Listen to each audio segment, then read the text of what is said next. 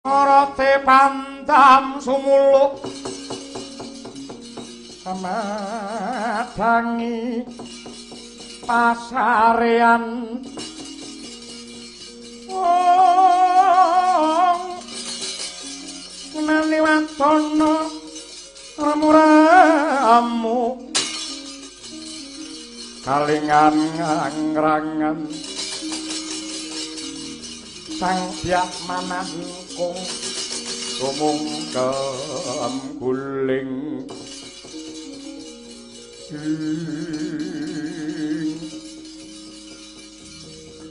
Nadyanto sandangane sebit runtang ranting sarirane kuruhaking nanging wong Ndwarawati ora bakal pangkling kae dulur-dulurku para Pandhawa aku melu ya Di kon kakang derek ya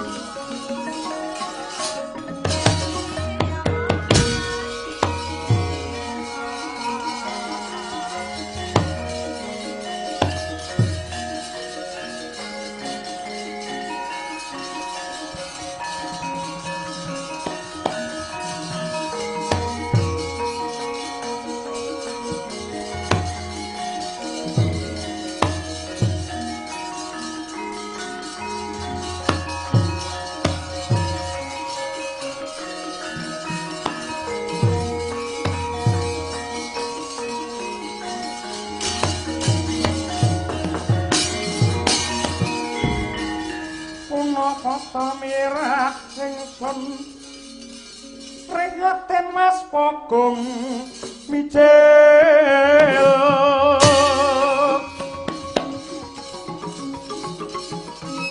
tuku tahan tanpa karya tengkan prinemekan Gusti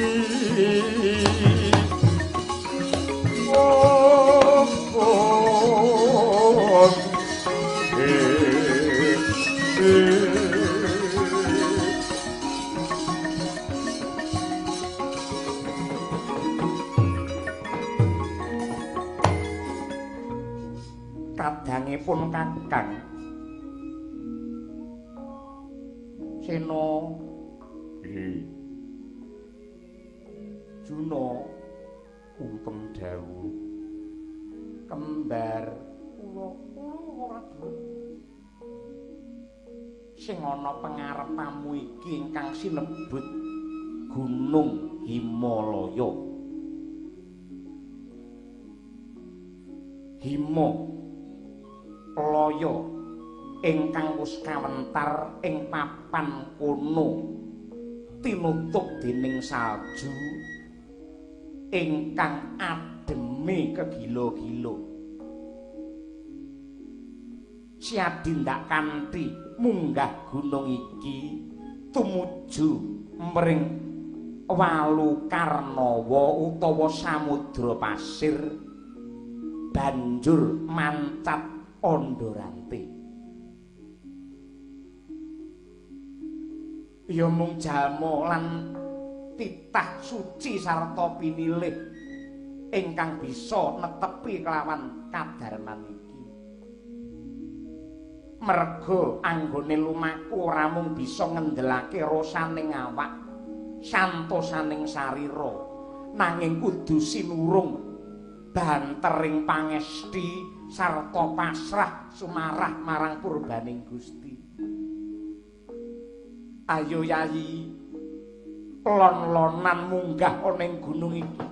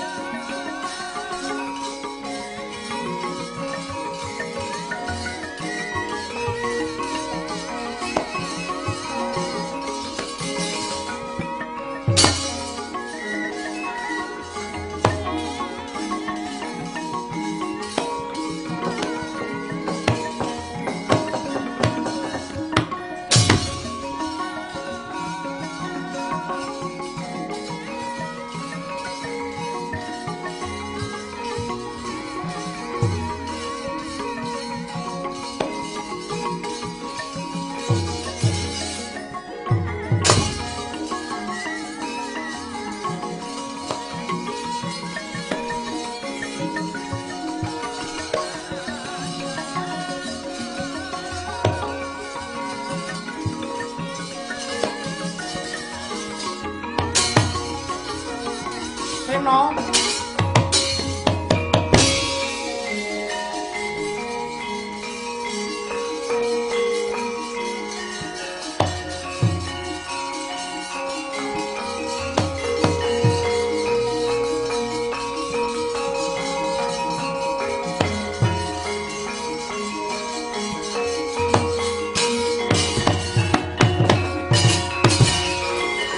Sancut gumregut mancing samudra toya dreng wiraganya legawa banyu sumaput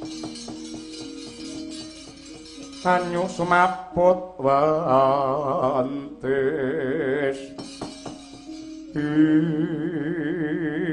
kadangipun Kakang Werkudara. Kresna kakangku iya. Dimas Sena siadi sakadang bakal tindak ngendi Yayi? Aku nyuwun pamit munggah Gunung Himalaya. Ngenter mring Walu Karnawa utawa Samudra Wedhi. Banjur mancat Andorante tumuju mring Nirwana. Pangestune jlipeng kakangku sing tak suwun. Yen ana lupute Werkudara nalika srawung karo kowe aku njaluk ngapura. Aku melu. Aku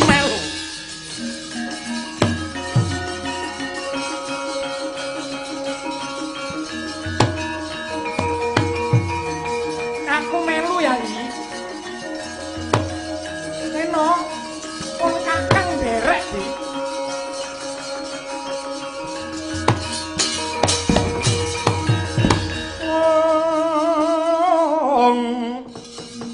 Saranane wong yen lubung tetah lopo kurang guling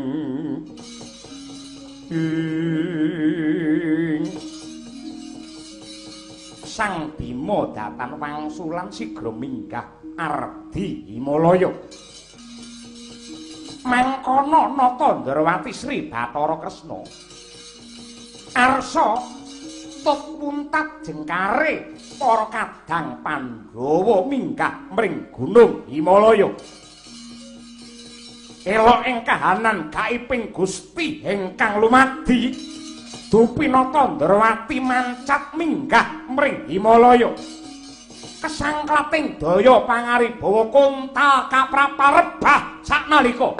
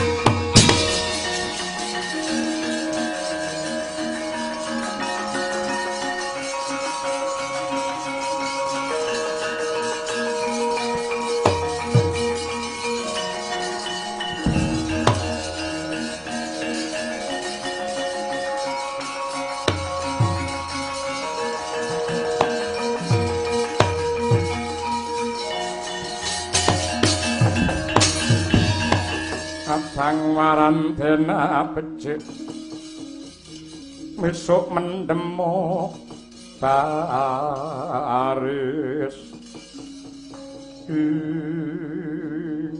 Nyai Werkudara apa sebabe dinipun Kakang Kaprawasa ora bisa munggah Himalaya? Wah, kurang ngerti. Sing mudeng ya Kresna kakangku dhewe. Murugake ora arien nalarmu sebabe apa kok panjenenganmu gagar wigar anggone bakal munggah Gunung Himalaya. Mongko uripku tansah ndak tanduri marang lelabuhan. Uripe Ratu Ndarawati tansah ndak tanduri kebecikan, mongko dadi socaning rat oboring jagat titi sing dewa. Kudune aku bisa nggayuh kanirwanan Yayi. Aja kleru. Wong sing wis rumangsa bener lan suci kuwi tegese wong sing ora bisa mawas diri. Mula banjur pikirane angkuh semuci suci. Sing kok eling-eling mung kebecikamu merga alammu ketutupan pambekamu ingkang sesongaran.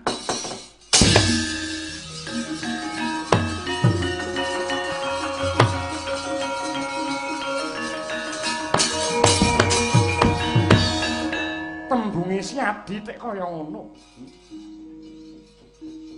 Nalare kepiye dumuken dosane Kakang Ndarawati iki nggo ndi? Klerune Kresna ki nggo ndi? Eling-elingen. Ingkang sepisan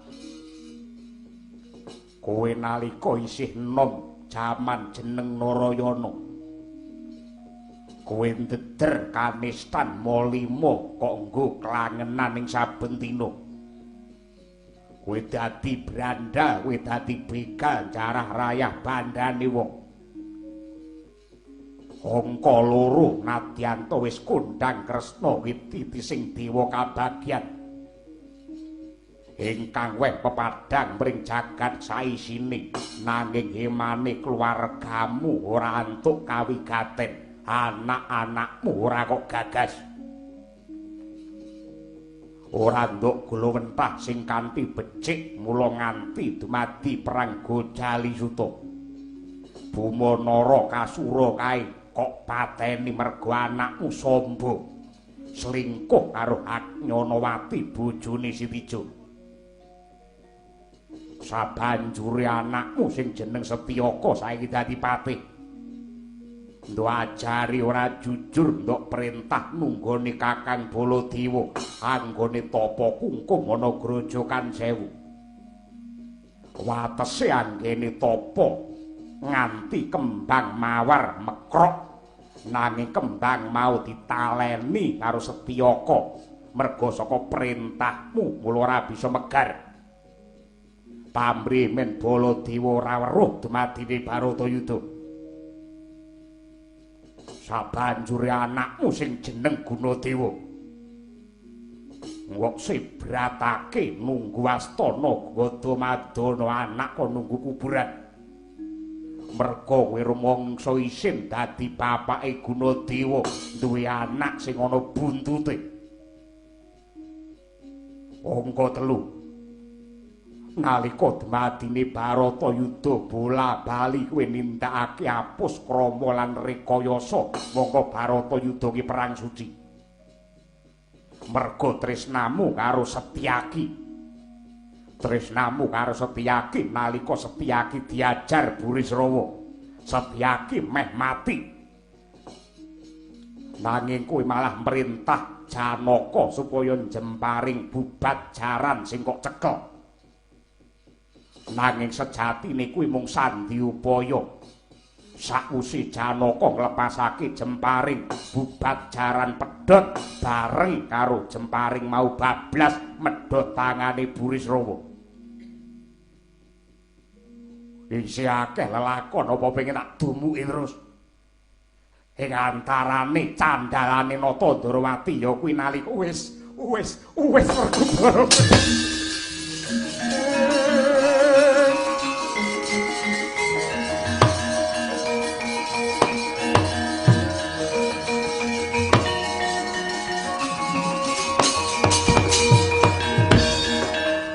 Samubarang ingkang dumadi samubarang lelakon mono.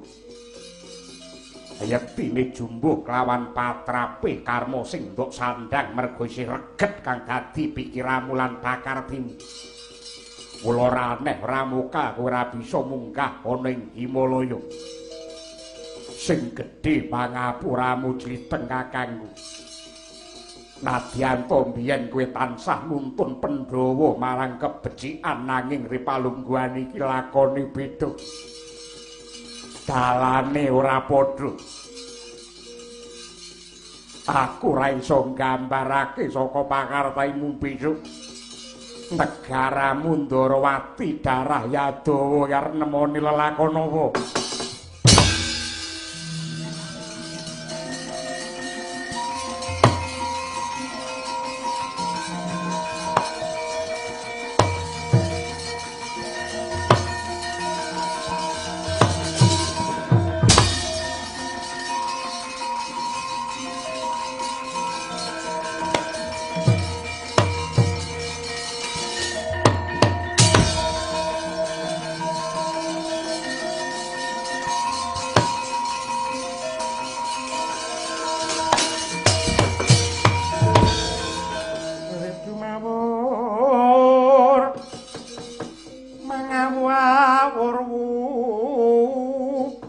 Arahan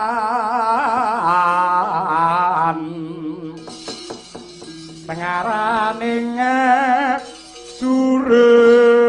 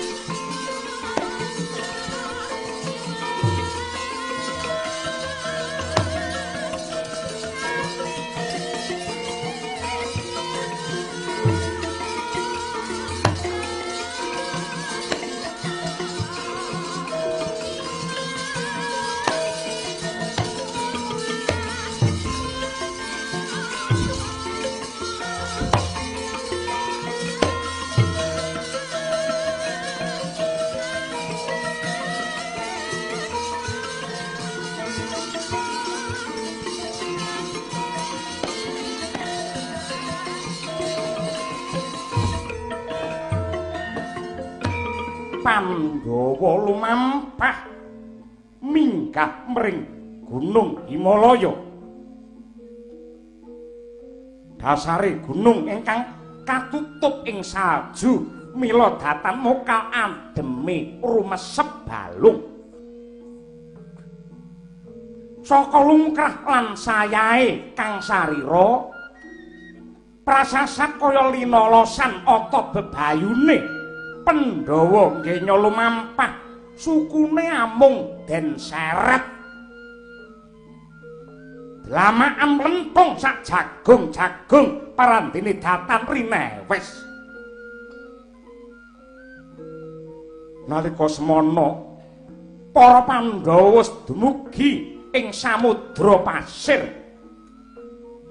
sigra ngener mring papan kang suci nenggih Kailasa ya mulat wujuding Andharante ingkang kinarya pancadan tumuju mring kasuwargan.